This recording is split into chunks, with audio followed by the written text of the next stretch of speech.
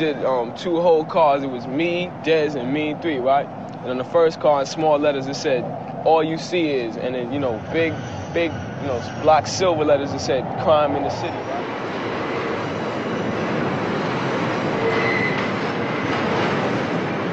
At the Grand Concourse 149th Street station in the Bronx, graffiti writers gather at what they call the writer's bench.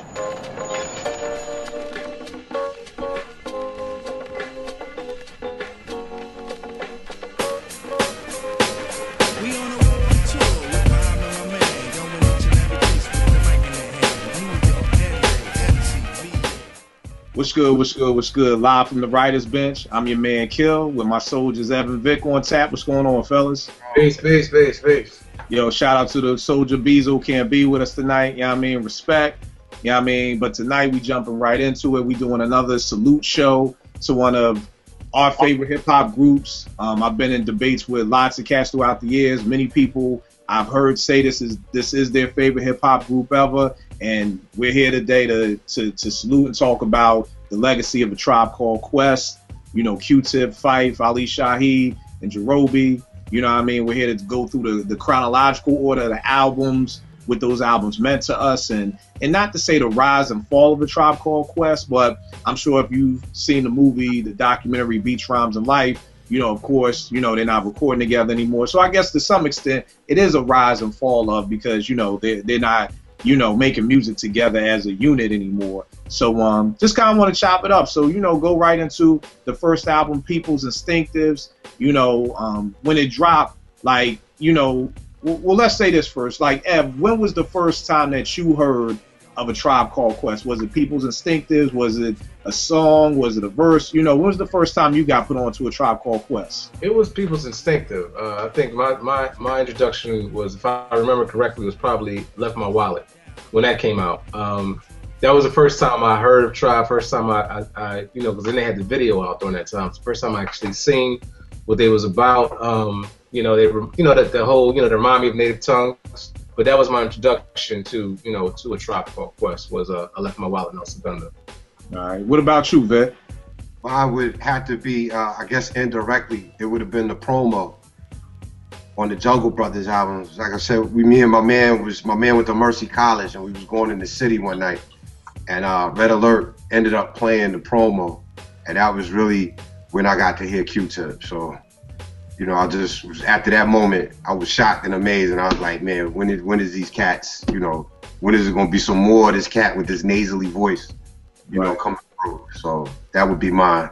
Yeah, and I think I'm just like you. It was from the promo to JB's joint, and like you said, just Tip having that distinctive voice, and, you know, him saying, you know, A Tribe Called Quest, and I don't even know if I put 2 and 2 together right away when I heard, you know, I Left My Wallet. You know what I mean? But hearing Tip was definitely the promo, and then actually hearing them as a group was definitely People's Instinctives. But, you know, I can definitely say that I wasn't a fan of Tribe Called Quest through People's Instinctives. I thought it was a good album. I thought it had some joints on there. You know, Bonita Applebum, Can I Kick It? But I can't say that that was the album that pulled me in to being a fan of them. I guess similar to Public Enemy, you know, with PE, you know, Yo Bum Rush the Show, definitely dope album, definitely felt it, but it was definitely It Takes a Nation that got me on my PE joints. But what about y'all? Like, Ev, did People's Instinctives pull you in immediately and make you a fan? No, I actually didn't. It was, you know, there was some joints in there. Can I Kick It? La Pollution. It was some joints in there, but the album as a whole didn't really pull me in. And if I could, I'm trying to remember when People's Instinctive dropped, what year that was. I want to say that was maybe 89.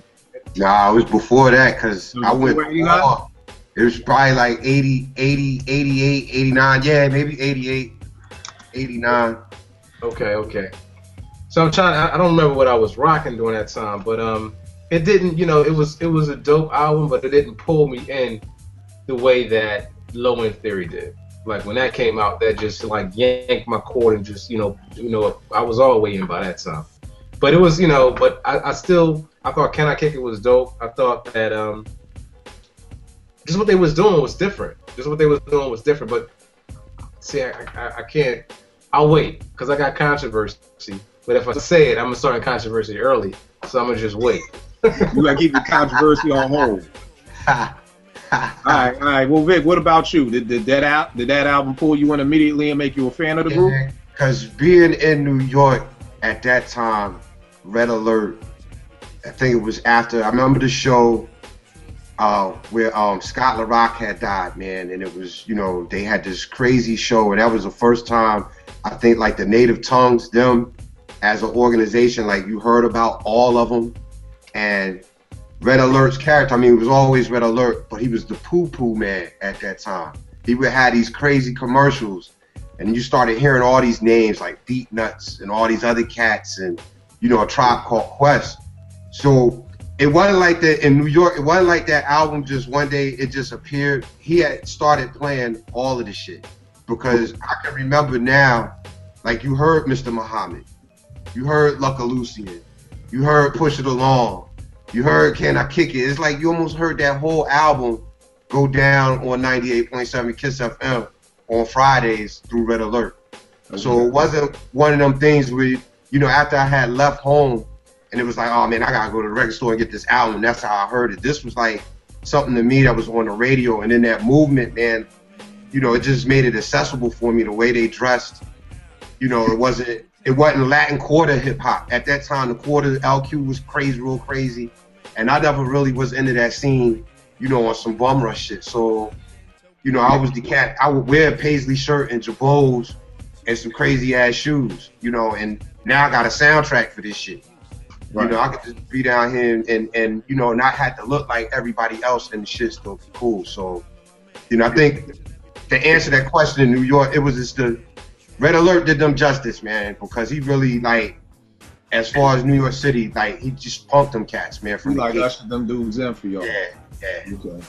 Yeah, and the funny thing with me, with People's Instinctives, I remember it dropping and me seeing, you know, I left my wallet, and I'm like, what are they talking about? Like, I don't even, did he really leave his wallet in El Segundo? Is he saying something else? Like, to this day, I don't know. And like I said, there was joints on there, of course, Bonita Applebum, but the thing that kind of started to usher in Tribe for me was that Can I Kick It remix with that Baby Huey break right there, with that joint. That's the joint that really, and I don't know, because I mean, the Can I Kick It drums was hard from the door. Like, the original was hard, but it was something about adding them Baby Huey drums just to it that just made it so much harder for me, you know, and like them horns, and you know, it was almost like I felt like that was like them ushering into what was going to become Low End Theory, you know, because you know, I'm just assuming, because I don't know, but I'm assuming the bulk of that album, like you said, since Red was playing it, this was made, you know, probably Tip's first time making beats, and these cats are still in high school, or you know, just coming out of high school when they're young, and you know, by the time the Can I Kick It remix dropped, I'm sure, you know, you understand your equipment a little bit more, you understand your records a little bit more, and that it kind of ushered it in to Low End Theory. Now that's when I became a fan of A Tribe Called Quest, and it was almost instantly. Like, I saw the video for Check the Rhyme, and I was like, I'm in. This is what I'm talking about. These dudes look normal now. They got on Yankee caps. They got, you know, these dudes look normal. Like, they dress like I dress. Like, you know, these dudes got on the New Balance. They got on sneakers. They on Linden Boulevard. You see people out there. You see Tribe with the, I mean, you see Fife with the jersey on. And I mean, Check the Rhyme was just undeniable. You know what I mean? I don't know if there's a human being alive, not even just a hip hop head, just a human being who does not like, you know, Check the Rhyme. So, before intro, like I was telling Ev earlier, like the game of chess, like you had this opening. And the opening pretty much sets up everything else, your middle game and your end game. Right. 3 points in the game, and I'm going to give them 3 albums. That's going to be my controversy later. Okay. There's 3 albums. I ain't going to get into the, you know. Oh, wait, what was that you said? You got an opening, a middle game, and an end game. You said about 3 albums. What you talking about? I'm going to give them 3 albums. That's my controversy for later. Okay. All right. I mean, I got to take it back to Path, man. I mean, you look at one of the sexiest songs ever with the sampling and the way they flipped it. And I remember that summer, man, I came home and I had a moment with that. But I mean, Bonita Applebum, we skipping that, man. We like went from Bonita Applebum. No disrespect. I mean to skip it. I mean, yeah, Bonita Applebum, certified hit, one of the dopest hip hop songs ever.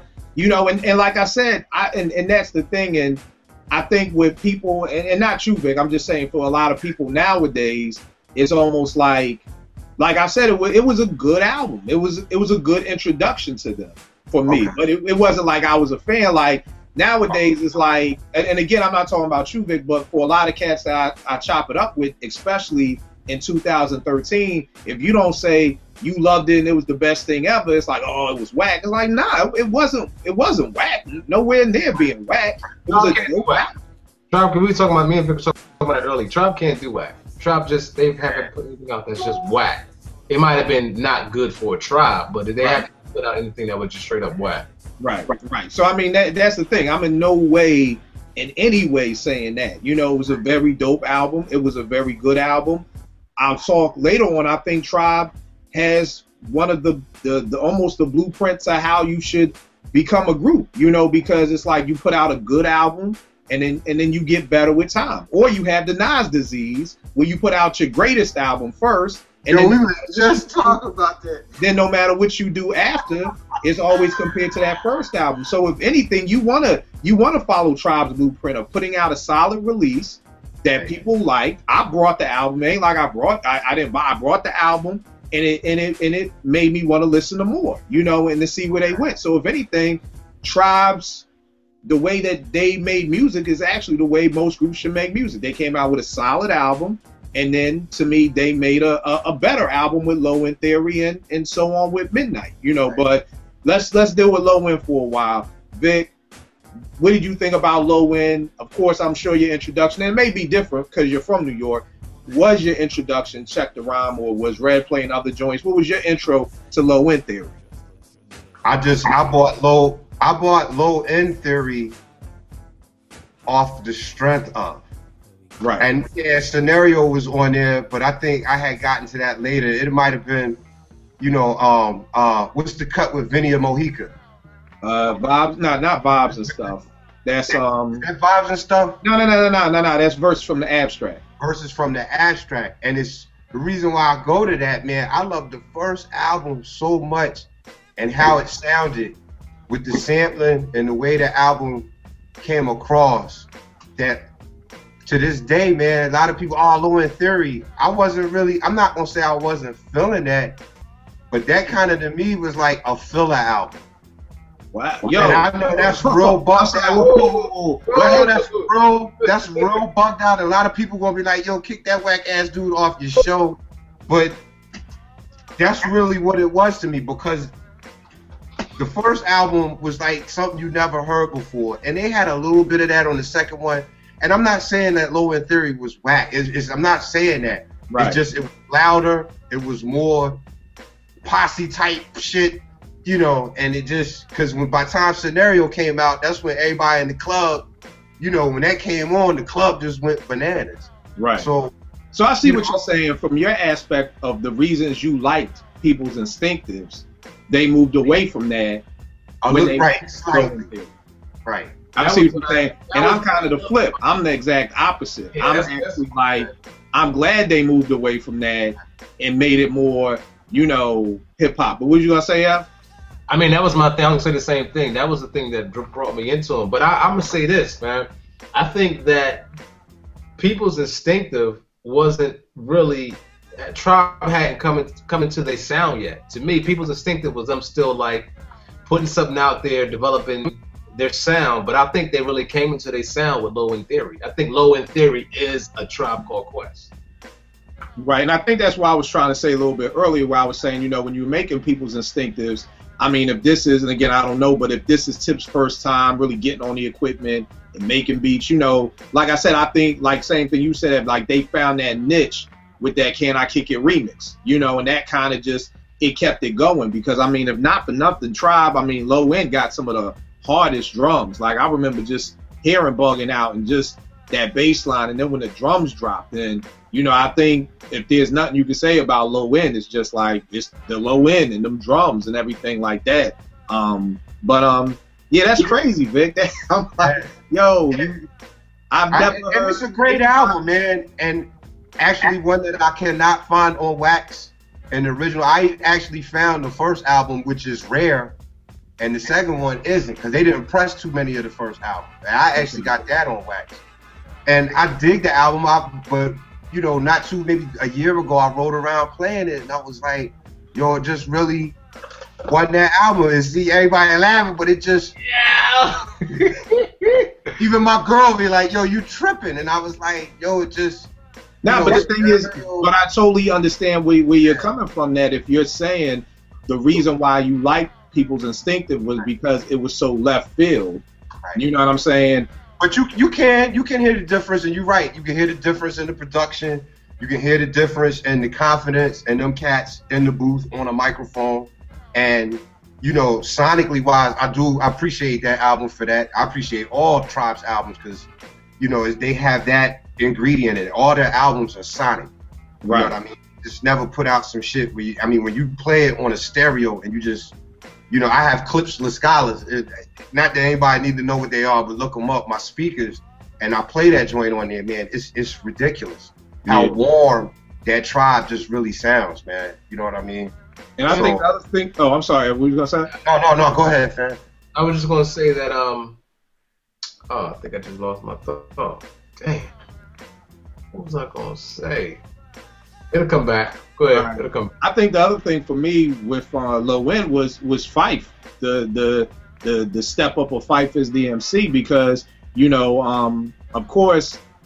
With I Left My Wallet, he didn't rhyme. With Bonita, he didn't rhyme. With a lot of my favorite songs off People's Instinctives, he really didn't rhyme. So to get through Excursions and to go to Bugging Out and to hear Fife set it off, basically, you know what I mean? Because I always dug Excursions, it was a cool song, but I always felt like Bugging Out set off, low end. So it was like to hear Fife come like that, and then you get through Rap Promote and you go to Butter and you hear Fife again, it was just like, damn, this dude, like, yo, okay, like, because I used to wonder, yo, what was Fife even around for?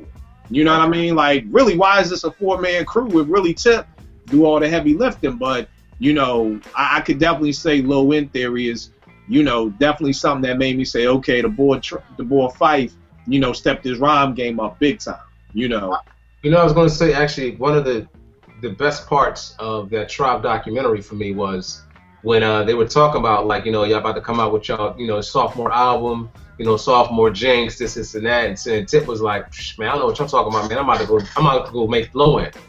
For me, that was like one of my favorite parts because it was just like, yo, it's almost like he already had it. Not saying that Tip was the only person that put Low End Theory together, but he already had it scripted in his spirit. Like, I already know how I want this joint to go. I already know what I want to do. And I think to take it on another note, because I'm an engineer, the fact that he called it Low End Theory, and the bottom, like the mixing on that album, the bottom is those low register frequencies were just perfected. It was well put together, man. It was definitely heavy in the bottom end, but it was mixed excellent. It was just a banger. For me, it was just a banger. Yeah. I mean. Oh, my fault, Vic. What you saying? No, I was just saying, no doubt I was agreeing with it. That album does sound amazing, man. I mean, when you look at what we had that was coming out that year with that, I mean, and then this is something, at that time, I think we were we weren't kids necessarily. We were all probably 20, 19, smelling ourselves a little bit older. Nah, Vic, you aging yourself. I'm looking here because I pulled out the joints. People's Instinctives dropped in 1990. Yeah, it was a 90. I looked that up. It was 90, and Low End dropped in 91. So I'm a junior in high school. Wow, see, that's weird because that's what I mean. Like, that's the era of the 12-inch, man. So I know before I left for the war, I had started hearing that stuff. Right, and I said, like you said, I think that Red piece came out, and like you said, the 12 inches, because just because it dropped in 90, it could have dropped, right. And, it doesn't mean like this dropped 90, then the very next year, it could have been space, more space than what it seems like, but I definitely remember being a junior in high school. Oh wow! When this came out, and you know, of course, the scenario. Right.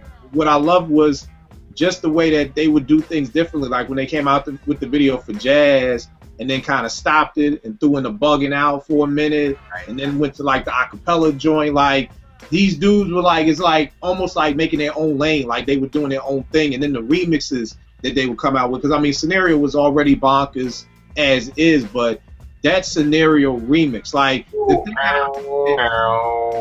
thing that I think Tip don't get so much credit for is being such incredible.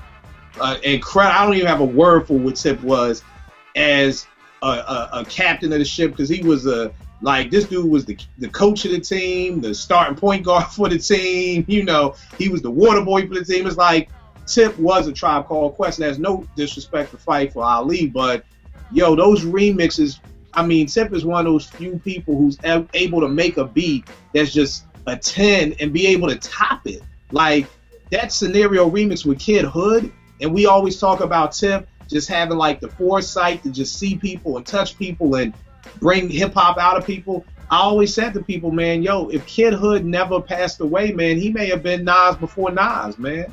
Now that's the question I want to ask y'all as like producers, MCs. I know y'all love, like, even like Kill, you love the whole the MC part. How do you feel about that Kid Hood part? Like when he was gone. I loved it. I loved it because I'm over my man Cool DJ Frank's house and he plays the joint, and I mean the beat is crazy, and then the first person I hear is somebody named Kid Hood. Like the fact that Tip would grab a dude like out of wherever Kid Hood was from, because I mean at that time, of course, there was no internet, the source wasn't what it was at that time, so you really didn't have too much information on who this dude Kid Hood was. But the fact that a dude who's into his second album, I mean Tip is a hip hop dude right now, to take a nobody and put him and to tell him to set it off, and this dude destroyed it. Like, yo, say what, I'm a bad man. Like, yo, Hood went in. I'm wild like Larry Davis. Like, right. Dude could have been Nas before Nasty Nas. So another thing that Tip doesn't get a lot of credit for is to be able, Tip can see that talent in folk, and we'll talk about that more and more as the show goes on, but Tip definitely had that. Yo, some label should have snatched him up as an A&R.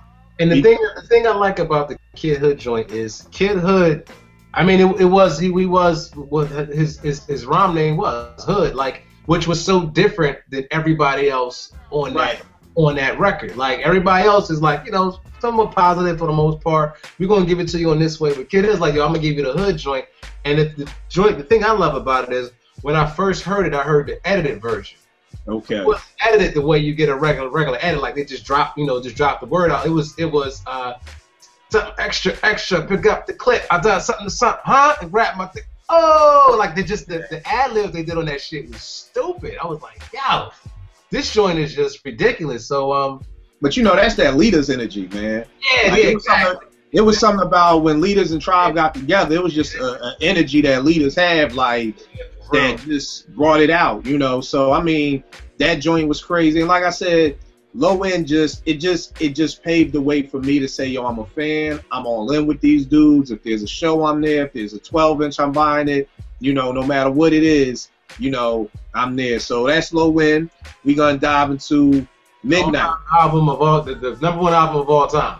Fucking masterpiece. That's all I got to say. This is the number one hip hop album of all time. Actually, I think I might have to say that, man. I know I usually hold on, let me get this straight. But so Midnight Marauders. Midnight Marauders, guys. Your number one hip hop album. Yeah. Of all time. Cause I'm an Illmatic cat, but goddamn, that fucking Midnight shit, man. Right here, live on the writers bench, my man Mitchell and Vic Noon, number one. You too, Vic? Yeah. I gotta give it to him. Look, all I got to say about it is, excuse my friend, it's a fucking masterpiece. It's a masterpiece. All right. Let me ask this question then, because to me, Midnight and Low End kind of like neck and neck. You know what I mean? Just hold tight, because there are a lot of cats when I've talked to dudes and from doing Morgan's hip hop station for years, and it's always up and back and forth. What's better, Low End, Midnight? it's never been a blow away like, oh, it's Midnight, you know. But the thing, my question for you, Vic, is that Midnight to me lines more up the low end than people's Instinctives. So why is it, you know, you like you said, low end was like kind of like a filler for you, like Midnight. See, I disagree. Midnight kind of slows down a little bit, more jazzier samples. I think, but to slightly agree with you, not totally disagree with you. Midnight is the end game. Let's get back into the chess again. Okay. They took what they couldn't accomplish on the first album and the second album. Here comes Midnight Marauders. Now what couldn't they accomplish on the first album? I think the abstractness, the whole what's them brothers band, Fish, the Sky band, Fish Head, Fishbone, you know, the weirdness of it, and you know, this is still hip hop. Okay. You know what I mean? We gonna get on here with the voulez-vous, rendezvous, that shit, and right. You know what I mean? They took that, then they took, you know, the bugging out, and I think they just took all that, man, and like, yo, I got it. I disagree with that. I think actually for me, it was just an elevation. Like, you know, I think People's Instinctive was at one point. I think People's Instinctive and Low End Theory, I wouldn't call that elevation, I call it just them on two different sides of a map. But I think Midnight Marauders was their elevation from Low End Theory. I think Low End Theory was just, it just got so good to them. It just like they went to the sky with the shit, and it was just like, you know, by the time it was all said and done, they just, you know, I'm almost wondering if once he finished Low End Theory, did they really stop, or did they just keep making tracks? And then, you know, some of that stuff is what we get from Midnight Marauders. I don't know, but I just feel like Midnight Marauders was just like them, just, you know, just elevating. Now let me say this because I don't want to pass it by. Again, a shout out to Tip off this joint right here, the Revised Quest, you know, for the Seasoned Traveler, the joint that I loved off of here. And I don't know again if he was the first, but he was the first to really make it get heard when Tip freaked the Between the Sheets sample for the Bonita Applebum remix, which I love. So just had to go back and just remind heads on how ill Tip is on that remix Tip, because again, you're taking a hip hop classic with Bonita Applebum, and I won't say, I personally like the remix better. I know that's gonna be off kilter. I love the way he freaked that Between the Sheets sample. I love the way Tip sounded over it. I just think Tip is maybe one of the only people who can, I don't know anybody else who can do that. I just, as much as I love Premier and I love Pete and I love Dilla, I just don't know too many people who can, you know, who can make a Come Clean and then make a Come Clean remix and it'd be better than the original Come Clean. And Tip is the master of that. He's the master of making a dope song that's already a 10. It really, that's the thing with so much tribe music, is it doesn't even need to be remixed. You know what I mean? I think what he was able to do it and just make it, just to me, a lot of times even better. I like the Scenario remix better than the original Scenario. I think that was their whole plan, and it's not like any of us are saying anything wrong, because I remember, man, I was in Japan when Midnight Marauders dropped, and you would have thought them cats was from Japan.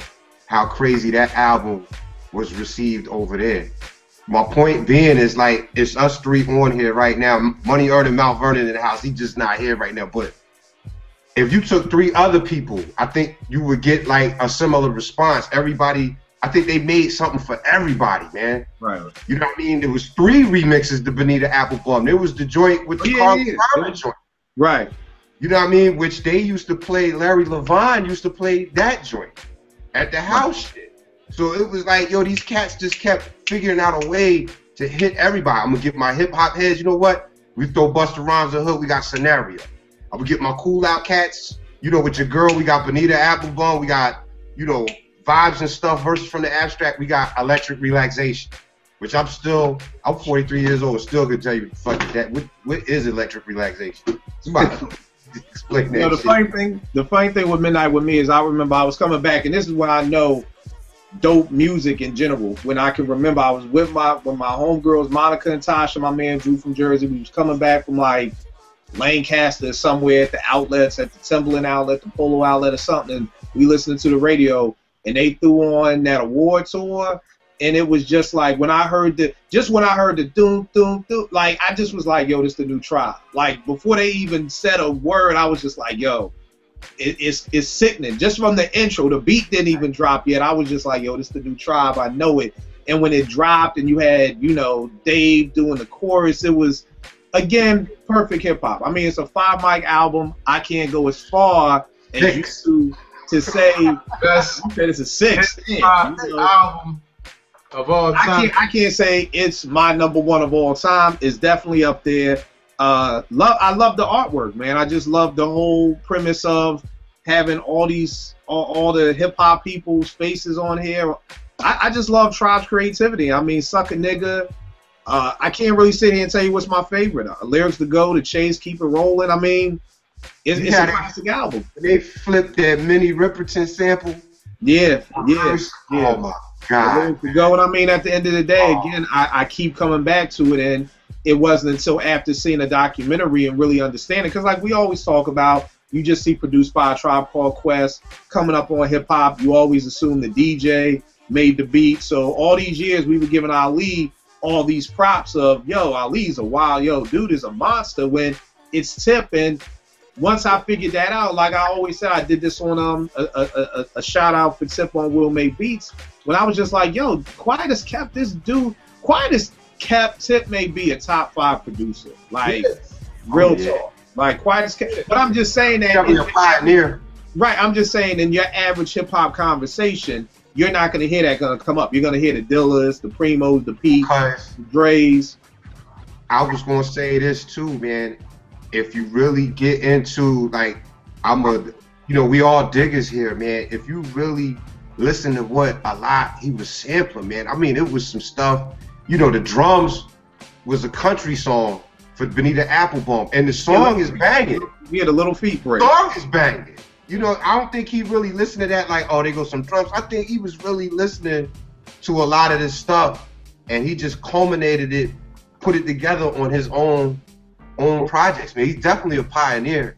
I'm not going to give him a number, but he's definitely a pioneer because, I have a lot of the stuff that he listened to inadvertently, not just because he was sampling, because my sister just, back in the day, she's older than me, so the radio just played rock, pop, and soul at one time, and she could, she was like, oh, that's so-and-so. I'm like, well, damn.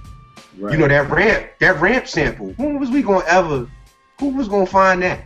Right. Now, I mean, like I said, and I mean, not to keep getting off of Midnight, but I mean, Midnight classic album, 5 mic album. If I'm not mistaken, this came out on the same day as Woo, Into the 36, if I'm not mistaken. Because I remember being at Morgan, and my man Osei taking me up to, I don't even know where he got from, Ricestown Road, I don't even know. But just going to the record store, just knowing we had to go, cop these joints. Classic album. I mean, for me, again, it was just, like you said, have almost a natural progression from low end, dope beats, hard drums.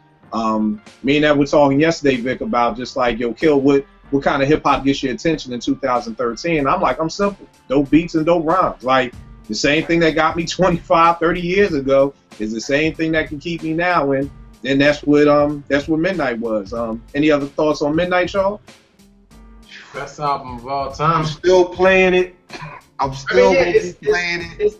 It's that joint you can put in now, and that's why I say it's probably my best, because, don't get me wrong, I can go and I can throw in my Illmatic and all like that, but it's something about this Tribe joint, and it's 14 songs. It's one intro, 14 songs, and it bangs all the way through. I'll say, no, what were you saying? No, I'm just saying it's just, it's just one of the, well put together albums, everything from the title of the album to the artwork. It was just, it's like Rick said, it's Midnight Marauders is a masterpiece. It should have came out in a gold box with a waiter. Right. And he's been sitting there with the record inside, because it's classic, man. All right, so tell me this real quick, Vic. What's your favorite joint off of Midnight? Off of Midnight, Lyrics to Go, and Lyrics to Go. Lyrics to Go. Ev, what's yours? That's hard, man. That's hard. I mean, I would think Lyrics to Go, but Electric Relaxation, Suck a Nigga, The whole shit. Oh my God. You can't touch me the way you can't touch me. It's hard, man. That's why I love the whole album, because I don't know if every time I think I have a favorite, there's another one that like, because the lyrics to go be like, oh, that's my joint, but then you put on Oh My God, I be like, yo, that's my shit right And there. then you riding around and you want some shit and you put on Suck a Nigga and you like, yo, that's my shit. And then the World Tour comes on, and you're on the house. So Like, my favorite joint off of this joint is the We Can Get Down joint. And I know that's out there because that's not normally the joint that people use, but Tip sampled this, and it's no sample snitching because it's in the credits. This is Bill Cosby's Barefoot Brown and the Bunyan Branford Funeral Marching Band joint. yeah. You know what I mean? Tip sampled this, and the fact that you got Bill Cosby presents Barefoot Brown and the Bunyan Branford Funeral and Marching Band, I salute you for that right there from the door. So We Can Get Down is my joint. I love the way Tip used this. Great album. You know what I mean? Again, Midnight. It is what it is. These two cats right here, their greatest hip hop album of all time. They're saying a lot. All right. So cool. Now we got to move on. Oh, do we have to? We have to move on because see, this is what happens. This is what happens, and Ev, this is where me and Ev got to this. Me and Ev went back and forth for weeks because y'all already know I feel like Outkast is the best group ever, and Ev was on Tribe, and this is what happens. A lot of people want to end somebody's career at a certain point. You know what I mean? A lot of Jordan fans wanted to end his career at that last shot against Utah, but you can't because he wanted to come back and play for the Wizards. You know what I mean? So I'm sorry, Ev. We can't end it there, Vic. I don't know if this is your controversy. Not that I have issues with this album at all. It's just it was the beginning of the decline. It wasn't the decline, but it was the beginning of it. Oh, see, to me, this was the decline. This Beach Rhymes of Life was the decline. It was the beginning. I don't think Beach Rhymes of Life for me. It wasn't the decline, but it was the beginning of it. It's just something that was here, but just wasn't. It wasn't rocking away. It was almost like and I'm kind of a little bit biased because we've all seen the documentary, but it sounds like a rush project. It sounds like we just got to get in, we got to bang this out because the label needs it. I think with Beach Rhymes of Life for me, I kind of knew it wasn't gonna be a dope album when I heard Once Again. Did we skip? Did the Love Movement come out before Beach Rhymes? Nah, Love Movement is after. Love Movement was the decline.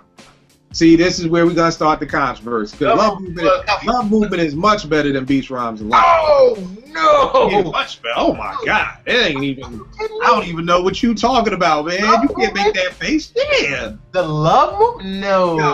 No. Beach Rhymes and Life. All right, again, I think let's just look at it like this. This was my take. Hold tight. This was my take on Beach Rhymes and Life. I think what happened was up until Midnight Marauders, Tip was only producing. Here we go. As far as I know, I mean, I saw some things for Food Snickers produced by a Tribe Called Quest, so I'll assume that was Tip. But it was after Midnight that I felt like this group broke up. And what I mean by that is because at that time, Phife moved to Atlanta.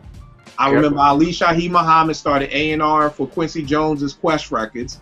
And really started doing production on his own. He did Gangsta Bitch for Apache. He was doing Mob. He was doing remixes for Nas and Craig Mack. So I almost felt like the group broke up right there.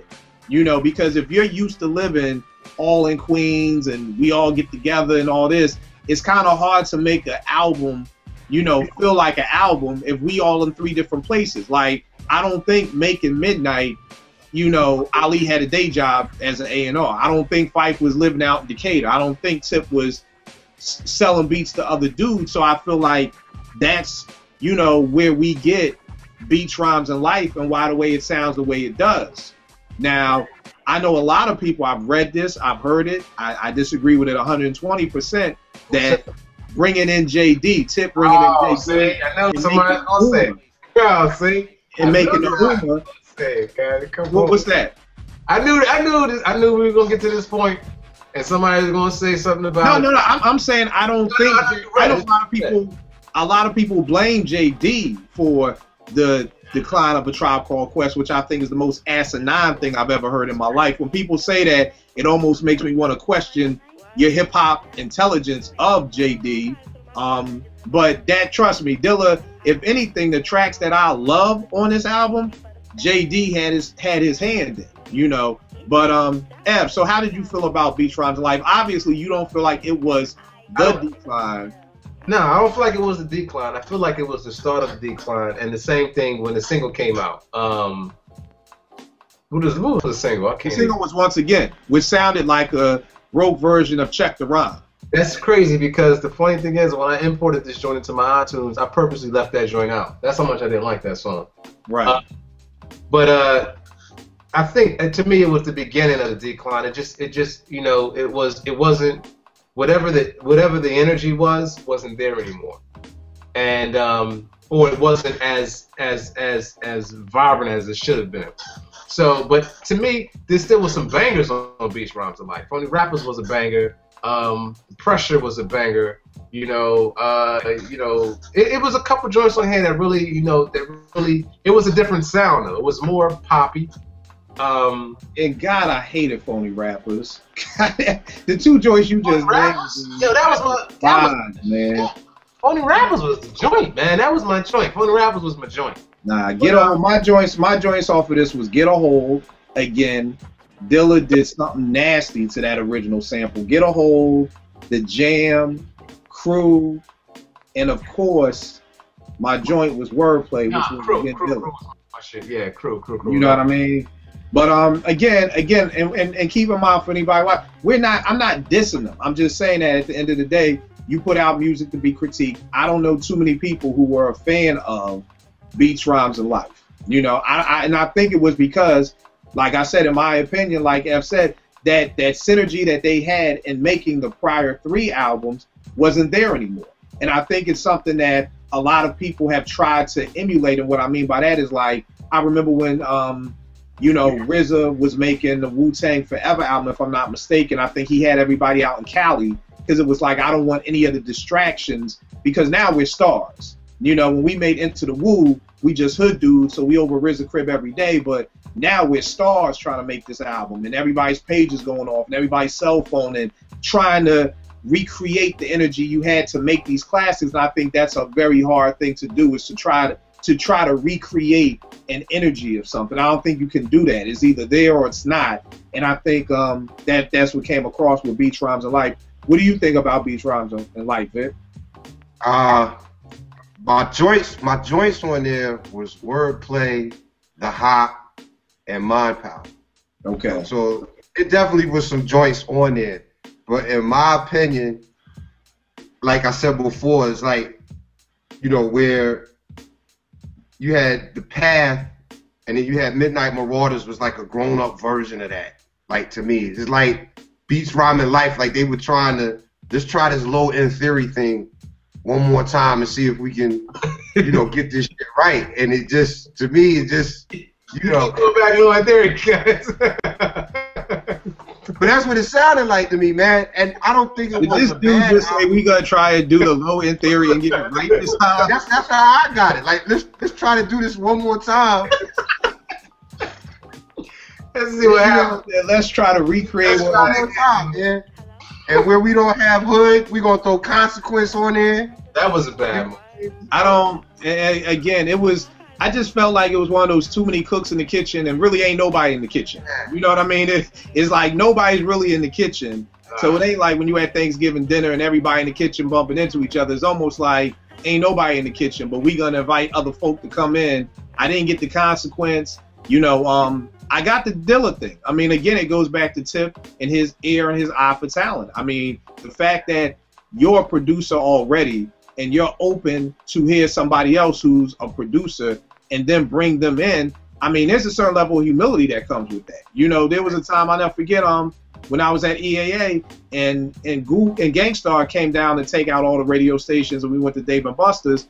And, me being a Primo fan, I gave Primo my beat CD. And then I was talking to Guru later. I was like, yeah, I make beats. He was like, well, give me a beat CD. I was like, oh, I only have one. I gave it to Primo. He's like, fucking give it to him for. He a producer. He ain't gonna put you on. Like, yo, why you ain't give it to me? You know, so the fact that, and it made sense. Like, yo, why did I give I guess I wanted Premier's, you know, salute to say you got dope beats or whatever like that, but you're very seldomly you're going to see a producer put another producer on, especially in hip-hop. I don't know about other genres of music, but in hip-hop, you're seldomly going to hear, be like Pete Rock tell you, oh, here's a new producer I'm bigging up, or Primo, here's a new producer. So for Q-Tip, again, it goes back to a little bit of the humility that he has in saying produced by a Tribe Called Quest instead of saying produced by Q-Tip. I think that shows his genius as well, because I mean he brings out the one producer. I don't know if he brought out any other producers, but the one that he does bring out becomes one of the, you know, the highly rated producers of all time. So it just says a lot about Q-Tip's ear, and I think that's a whole nother conversation, because you got to start talking about Mobb Deep and you got to go, you know, Nas and shit like that when we start talking about Q-Tip's ear.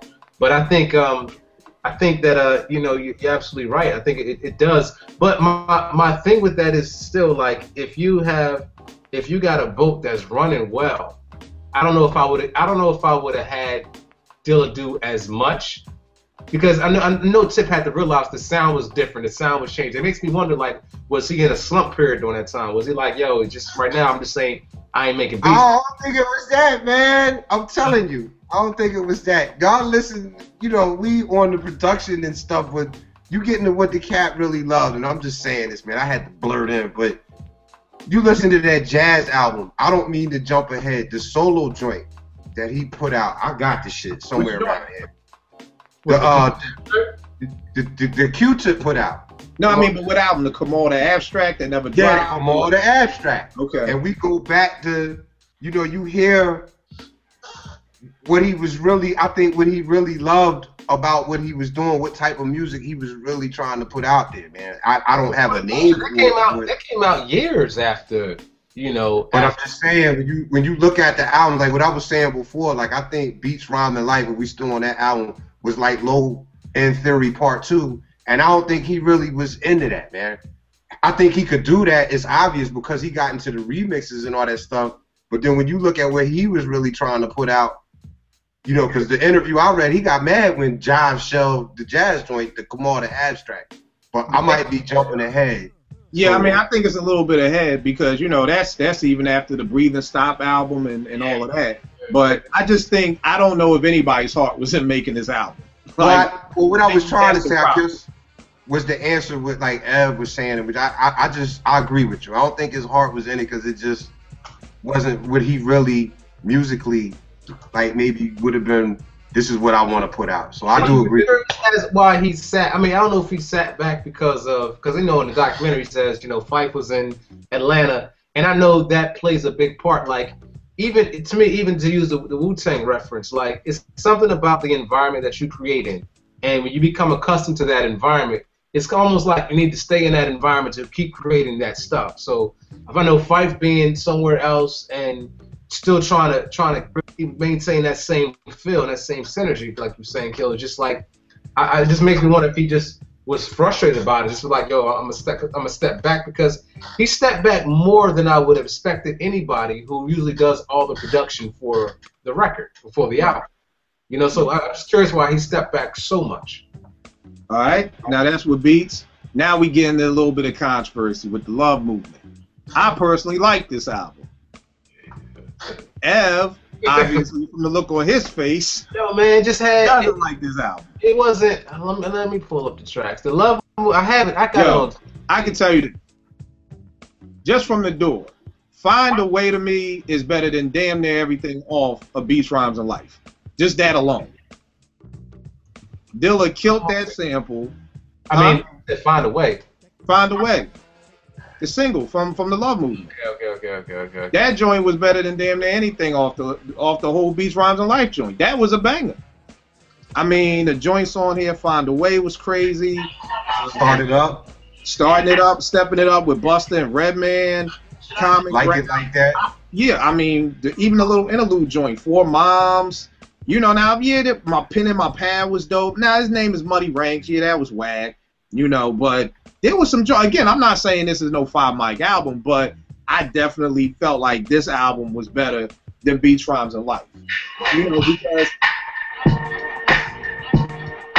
Dead Knots, man. Come on. Messing me up my whole head. Kissing me just like Tisha did.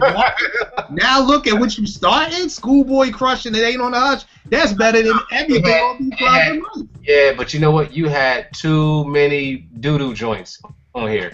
Too much doo-doo, cuz it was just too much for the stuff on here that was dope. It was just too much doo-doo for it to be like better than Beats, Rhymes, and Life. And you know what I think it was for me? It was my expectations. Coming from Beats, Rhymes, and Life, I just really felt like this was a better album. Again, it's nowhere near Midnight. It's nowhere near Low End.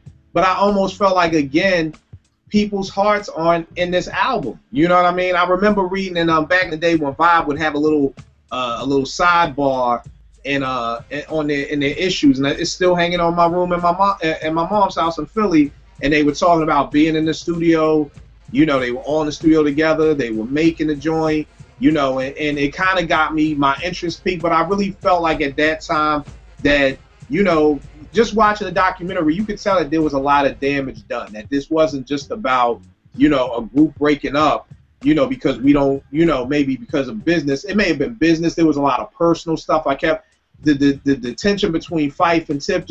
I just don't think whatever happened between Midnight and Beats, Rhymes, and Life, we don't know. But I just don't think that it was ever the same again. And I think it's very hard to make, you know, kind of like we were talking about rap a while ago. Like whenever you were saying you don't think that Pete and CL could have that same magic, you know, doing it in two different places, you know. So I really believe that the group broke up after Midnight Marauders, and kind of like Allen Iverson retiring. Like, I knew Iverson retired 2-3 years ago. So when I'm reading ESPN the other day and they're like, Iverson retired, I'm like, word? So it's almost like I kind of felt like they broke up back here, and then it's like after the Low End, the Love Movement, it's like, oh, okay, we're going to disband. I'm like, I thought y'all did already. You know, like, I didn't know if these were just some old, we got a 5-record contract with Jive and we just got to put out 2 more albums to get out this deal, or I just don't feel like their hearts were in it. So, Vic, when you were talking about 3 albums, you know, I'm not mad at that. But I want to say, too, that I just want to say that I think this breakup was probably the worst breakup in hip-hop history for me.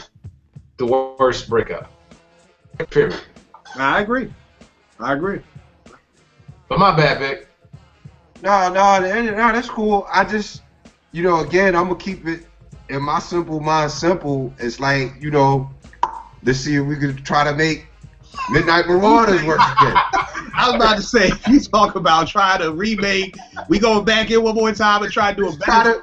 Let's try to make it work again, man. You know, maybe we could do this along with the fact of what y'all have hit people to, what was going on in the background, because you're going to always go with what works. That's the simplest way to get yourself to a problem. You know, Tip and well, let's just go with what works. So we're not going to put out no garbage. Like me and Ev said before, you know, It was a whack Tribe album. Now this is where I gotta jump in. This is where I gotta jump in, because y'all said earlier, Ev, you said that they don't make no whack stuff. Well, what's the difference between whack? You just said they had a lot of doo-doo stuff on here. Doo-doo ain't whack. I remember Tribe. they had a caliber already. They had a level. So to me, like, the stuff you can hear it was almost like, you know, making a, I don't know, I can't use that reference, but it's like they wasn't there. It wasn't present for us. So to their level, it was kind of doo-doo. It was like, yo, that's what you get. But doo-doo was whack, right? You know what I remember about that album? Because they're above standard. So no. The reason why I say that is because when that album came out, and I remember my old Earth picked me up, man, and she was playing Super Thug. Super Thug had came out right when that album came out. Right, because Nori's on here. Not to say. Not to say what? what? That's what I mean by it's a whack Tribe album, because there's a lot of stuff that was whack, period, at that time. But I think, you know, it was Tribe, and as a fan, I'm going to roll with these cats to the very end. I'm going to get every little drop of juice out of this orange before I just finally, like, you know what, it's no good. And I'm with you, Kill. I rolled with it, man. I think it was better. It definitely was better to me if I had to choose between Beats, Rhymes, and Life and Love Movement. Love Movement is getting picked. Oh, word? Hell yeah, man. If you tell me I gotta drive from Maryland to New York and the only thing I can take with me is beach rhymes in life, I ain't going to New York, man. Oh man, I give me beach rhymes because the love movement, man, it was just depressing. It was just like, yo, this is what I got. This is it. And at that point, I knew this is it. Now I have to question if I want another Tribe album again. And to me, that was the reality of that. Was like, yo, this is my favorite group of all time. Now I got to question if they put something else out, am I gonna pick it up instead of just picking it up off rip? I mean, to me, love movement, man, And to answer your question from earlier, Kill, when I said doo-doo, because Tribe was already above standard. So doo-doo for Tribe is okay for, for everybody else that's on the standard level. But for them, a lot of that stuff when that joint was just like, I mean, come on, man. It was a pop record. It was like, we trying to be, we trying to top the charts right now, and this is what we're gonna get. And it's funny because I didn't see nothing like that, man. I didn't see Find a Way is not in any way like a crossover joint. Whereas once again, it was like, yo, let's just try to recreate Check the Rhyme. Like you just said, I forgot which one y'all, I think you said it, Vic, where you said the easiest thing is to just try to do what we've already done. And to me, that's what once again was. It was like, let's try to do the same thing like the Roots did with Break You Off. It was like, well, you got me won us a Grammy, so let's do another song about a girl and get an R&B singer to sing it, see if that one will win us a Grammy. I tell you what, go back and pull out the video, one of the videos off of Beach Rhymes in Life, and then pull out that video for Once Again, and you'll see exactly what I'm. The proof is in the pudding, cuz it was a pop record. But what I'm saying is, what joints was pop off of there? To me, what's the joint? The first song? Find a Way is pop. Wait. No, not Find a Way.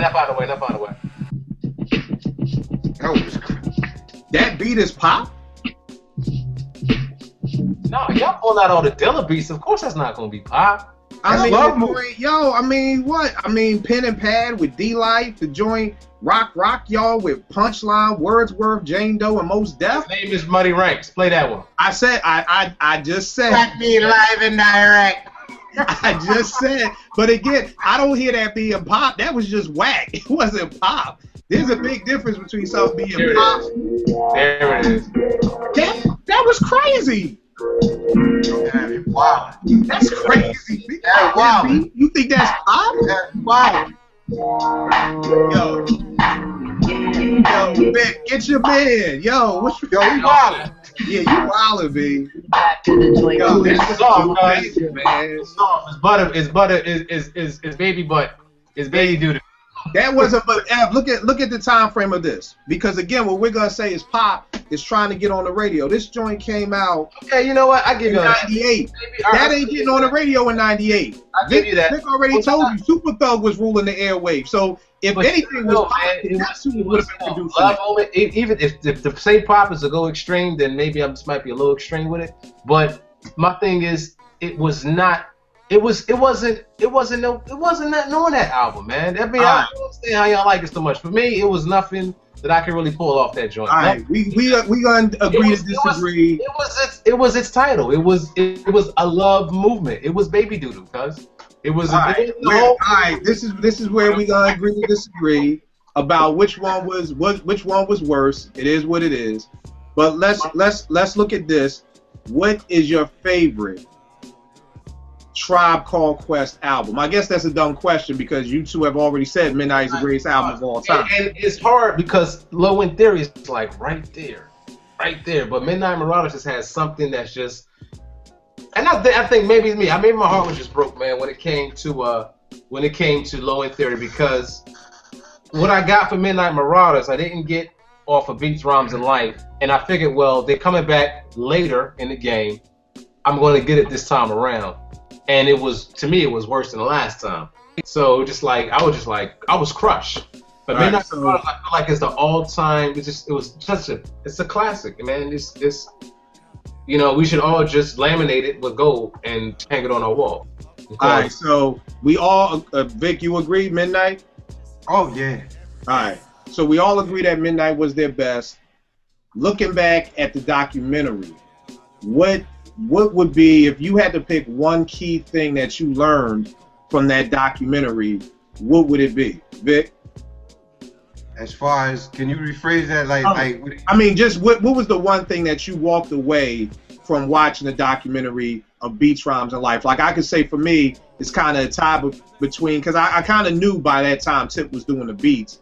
It was really seeing how much Fife played, I guess, almost, I don't want to throw dude under the bus, but it just seemed like he was the reason why Tribe broke up, you know, just in seeing everything that Q-Tip, you know, and again, it's a documentary, so, you know, you can kind of flip it to which way, who looks better.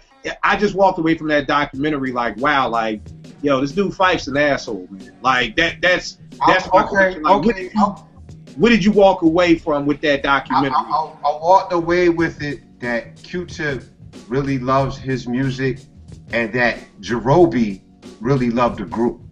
Yeah. And Fife and Ali Shaheed Muhammad, they on some sucker shit, man, as far as I'm concerned, man. And that's real life, man. Just, you know, and I'm the bad guy. I'm the bad guy, but, yo, that's just how I felt, man, because, you know, I have got to explain the Ali Shaheed Muhammad shit to you. You know, and a matter of fact, I'm going to give you the moment. I know he's a sucker because when I went to see him at Electric Factory and it got to the end, and they had did all the Q-Tip threw it down in there. But the whole time, you know, Fife is looking at Jerobi like, this dude, man, I can't stand this dude. Then they get to the end, right? And Ali Shaheed Muhammad, that's when his album came out. Don't nobody know the name of that shit.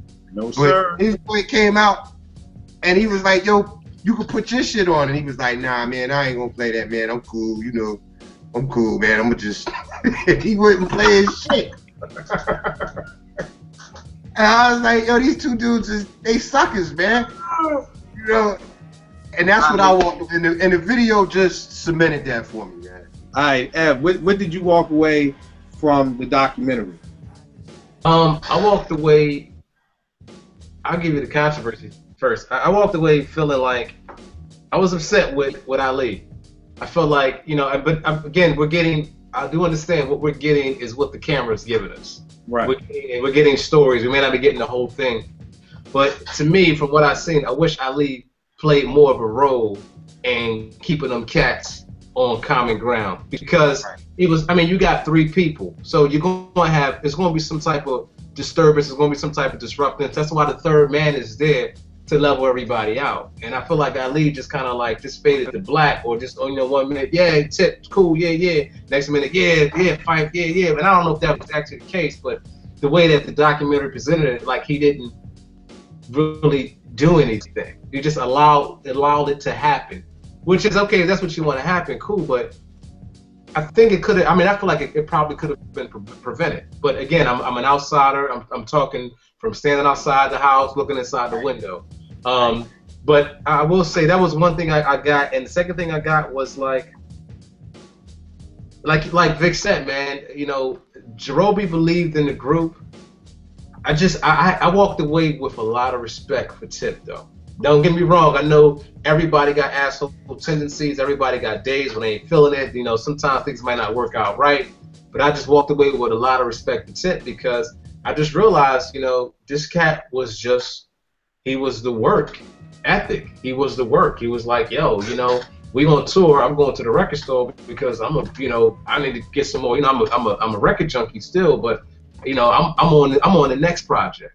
Right. You know, and I just have so much respect, even as an artist, because I can understand you working on something and you don't want to give it away. That's when Chris White was on there. He was like, yeah, you're not gonna go and just snatch the joint from him. But I can understand that, like, yo, he was, you know, trying to be a perfectionist because you want to put out the perfect project. That's why more so I go to this low end thing, and I was like, yo, low end thing didn't have a girl on the joint on the cover. It didn't really have the name. I mean, you went from People's Instinctive Travels.